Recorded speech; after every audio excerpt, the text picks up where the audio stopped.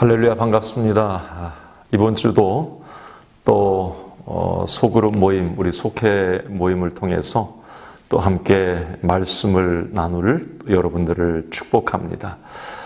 우리가 코로나19로 인해서 또 각 가정에서 속회 예배를 드리기는 어렵지만 그래도 우리 작은 교회인 우리 속회 교제가 끊어지면 되지 않겠지요. 또 어떤 주님의 사랑의 그런 교제, 말씀의 나눔들이 끊어지지 않도록 또 온라인을 통해서라도 말씀을 나누고 서로 소통하는 그런 기회가 되었으면 좋겠습니다. 오늘 이제 이번 주 속회 공과는 믿음의 개척자가 되라라고 하는 제목의 말씀을 잠깐 공과로 나누도록 그렇게 하겠습니다. 탁월한 인생, 성공적인 인생을 살았던 사람들은 좀 특이한 점이 있어요. 남들이 가지 않는 곳을 개척하는 마음으로 갔고 또 남들이 하지 않는 그런 일들을 꺼리낌 없이 과감하게 선택해서 했던 사람들. 그 사람들이 뭔가 탁월한 인생을 살았던 것을 알 수가 있습니다. 우리 예수님도 그런 분이 아니셨나 생각이 되는데요. 우리 예수님의 십자가 지심, 남들이 어떤 선택하지 않은 그런 뭔가 남다른 주님이 또 선택하신 길이 아니었나 그런 생각도 가져봅니다. 오늘 본문에도 느헤미야 11장 말씀에 보면 남들이 가지 않는 곳, 꺼려하는 곳, 힘들어하는 곳을 스스로 선택해서 간 사람들의 이야기가 나오고 있습니다. 우리가 느헤미야 말씀을 계속 이어가고 있는데 이스라엘 백성들은 70년간의 어떤 지긋지긋한 포로 생활에서 해방을 받게 되죠. 그래서 1차적으로 수룹바벨을 통해서 이스라엘에 귀환해서 성전을 건축하고 또 2차로 에스라를 앞세워서 또 귀환을 이스라엘 나라로 해서 또 신앙 부흥운동을 일으키게 되고 그리고 이제 3차로 이 느헤미야는 이스라엘 백성들을 이끌고 또 이스라엘에 이렇게 귀환을 합니다. 자, 그런데 이 느헤미야가 이스라엘에 도착했을 때 그 나라는 말이 아니었습니다. 거의 황폐화 될 대로 황폐화 됐고 그 당시 이스라엘의 수도였던 예루살렘은 제 기능을 감당할 수 없을 정도로 참담했습니다. 성경 말씀에 보면 예루살렘 성전이 다 무너지고 건물이 불탔고 길이 없고 정말 처참한 그런 상황이었습니다. 원래 1차, 2차 이스라엘 백성들이 귀환은 했지만 주변 지역에 흩어져 살면서 자기 먹고 사는 일에 상당히 바빴어요. 그래서 어떤 중심이었던 예루살렘을 회복하는 그런 일들은 상당히 게을렀던 것 같습니다. 이제 느헤미야는 예루살렘 성을 재건하고 이스라엘의 수도인 예루살렘, 사람이 살 수 있는 그런 어떤 모습의 환경들을 이제 만든 겁니다. 그런데 문제가 생긴 거죠. 누가 그 예루살렘, 이스라엘의 중심부였던 예루살렘에 살 거냐 하는 문제였습니다. 도시가 제 기능을 발휘하기 위해서는 우리가 아는 것처럼 수도에 일정한 인구가 또 살아야 되는 건데 그 당시에 많은 이스라엘 백성들은 예루살렘이 아닌 주변에 흩어져서 자기가 살기 편한 곳에 살고 있었던 거죠. 사실 이스라엘 백성들이 예루살렘의 어떤 그 수도였지만 사는 것을 꺼려했던 이유가 예루살렘 그 중심 수도에는 뭔가 사람이 살 만한 어떤 인프라가 갖춰지지 않았던 것입니다. 모든 것이 불편했어요. 그리고 그 당시에 예루살렘은 주변국들의 어떤 이 호시탐탐 기회를 엿보는 이 공격의 중요한 타켓이기도 했습니다. 일례로 느헤미야가 이제 3차 기환 이후에 페르시아로 돌아가면 산발랏 도비아 게셈이라고 하는 주변의 어떤 나라의 지도자들이 이스라엘을 공격할 것을 생각을 하고 있었어요. 만약에 이스라엘이 공격을 당하면 수도 예루살렘 먼저 공격을 할 겁니다. 그렇기 때문에 이것을 알았던 당시 이스라엘 사람들은 예루살렘에 사는 문제에 대해서 상당히 부담스러워했던 것입니다. 안으로는 살만한 환경이 못 되고 또 밖으로는 외적의 침입에 노출되어서 불안한 이스라엘, 여기에 살겠다고 나선 사람들이 있었다는 거죠. 그게 바로 오늘 느헤미야 11장 말씀에 나오는 주인공들입니다. 이 사람들은 참 대단한 사람들이었어요.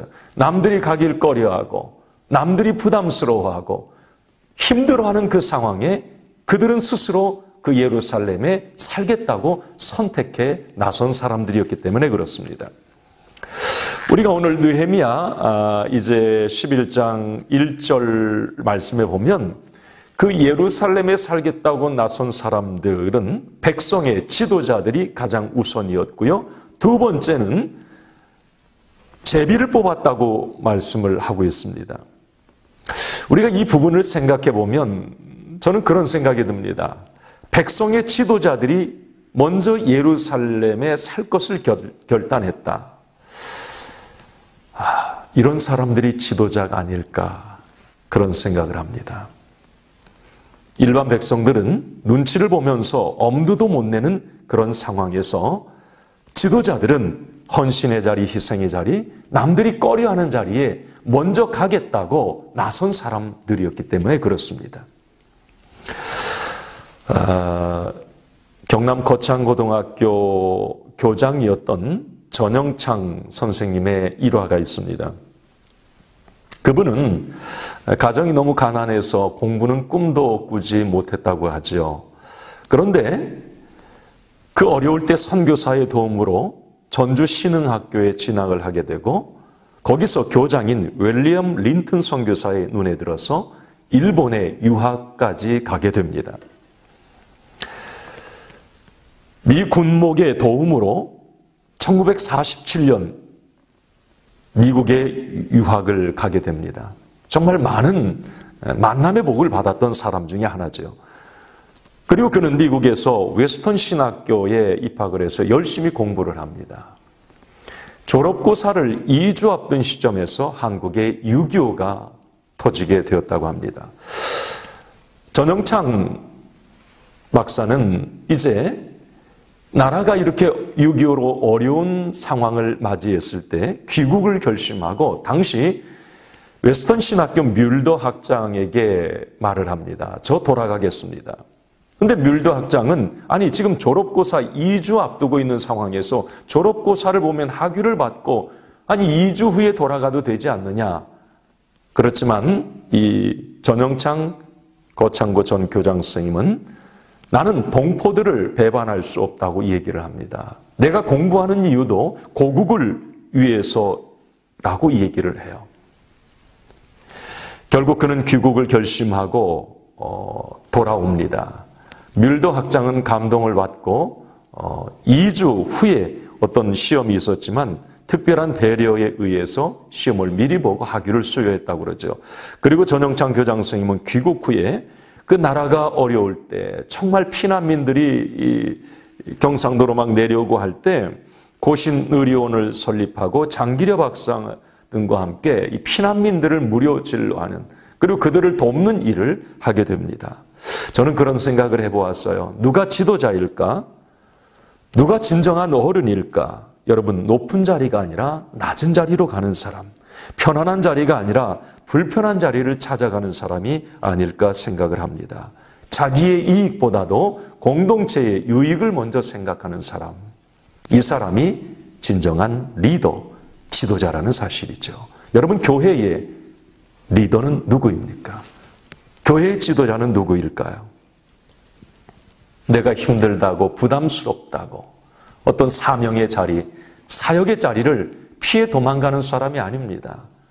교회의 진정한 리더, 하나님 나라의 주인공은 내가 부담스러워도 힘들어도 남들이 꺼려해도 그 사명의 자리를 지켜내고 하나님이 기뻐하시는 일이라면 기꺼이 자원해서 헌신할 수 있는 사람, 이 사람이 진정한 지도자가 아닐까 생각을 합니다. 또 성경 말씀에 보면 제비를 뽑았다고 얘기를 해요. 좀 반강제적인 그런 방법으로 선택된 사람들이었지만 제비 뽑아 선택받은 사람들도 하나님이 하신 일이라고 생각하고 그들은 순종을 합니다. 그런데 우리가 느헤미야 11장 2절에 보면 백성의 지도자들 또 제비 뽑아서 선택받아 간 사람들보다 더 귀한 분들이 거기에 등장을 해요.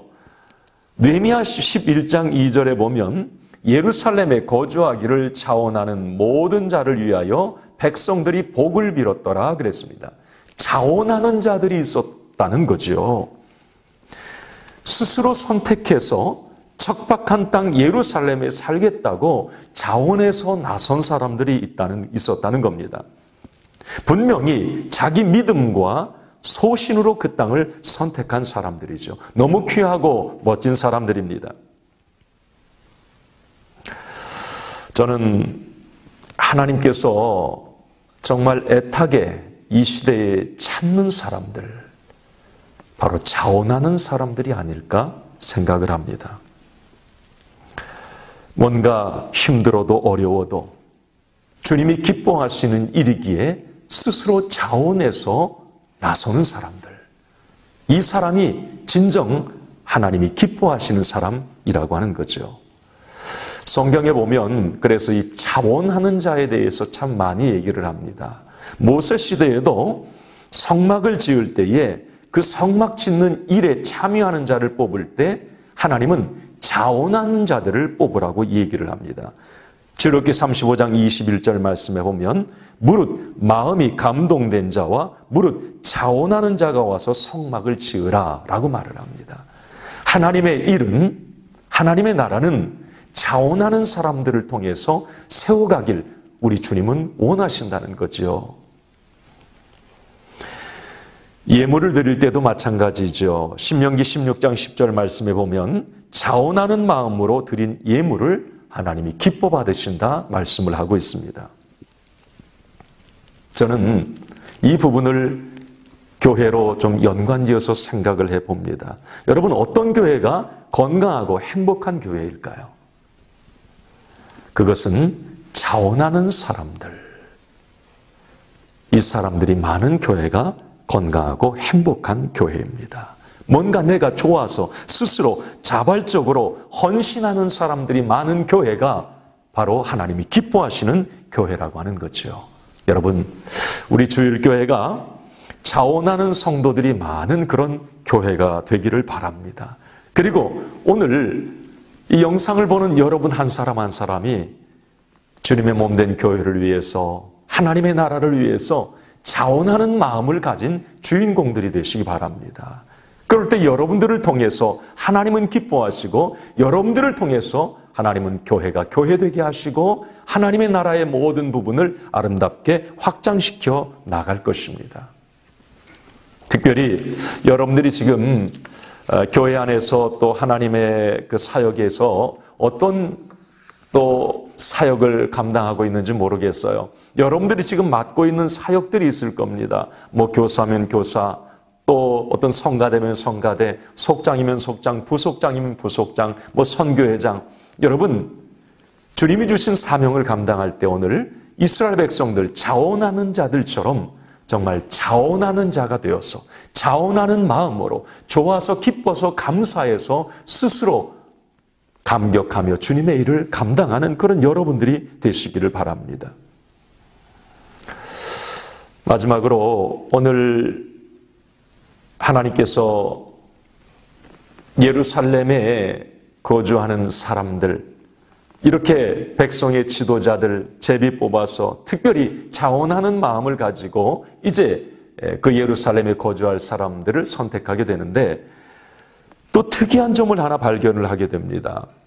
그 예루살렘에 거주하는 사람들의 그 지파들이 쭉 나와요. 11장 이제 4절, 5절, 6절, 7절, 8절, 9절 계속 이어지는데, 거기에서 특이한 지파가 그 예루살렘의 주역이 됩니다.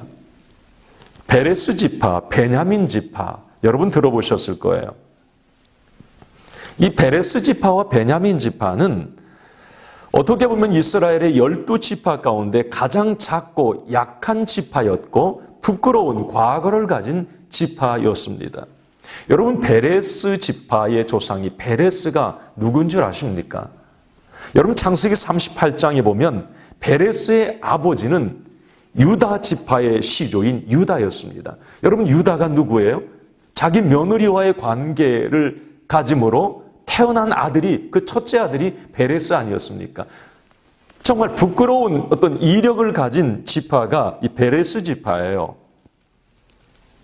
그렇지만 하나님께서는 예루살렘에 거주하는 그 주역 가운데 하나를 이 베레스 지파 선택해서 하나님 나라의 영웅으로 또 세워주십니다.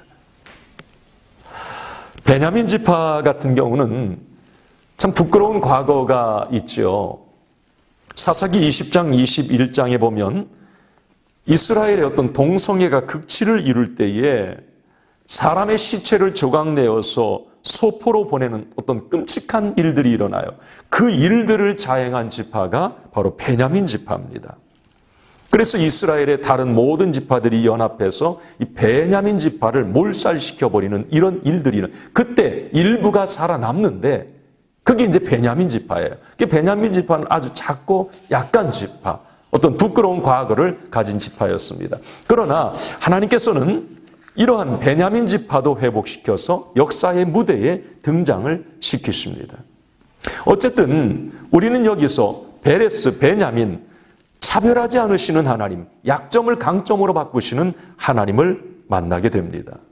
여러분, 여기서 우리는 이런 생각을 해야 됩니다. 나에게 어떤 약점이 있습니까? 부끄러운 과거가 있습니까? 어떤 상처가 있습니까? 여러분, 하나님은 그 모든 것들을 바꾸실 수 있는 하나님이십니다. 모자라고 약하고 부족함들을 강함으로 바꾸실 수 있는 하나님이 바로 우리 아버지십니다.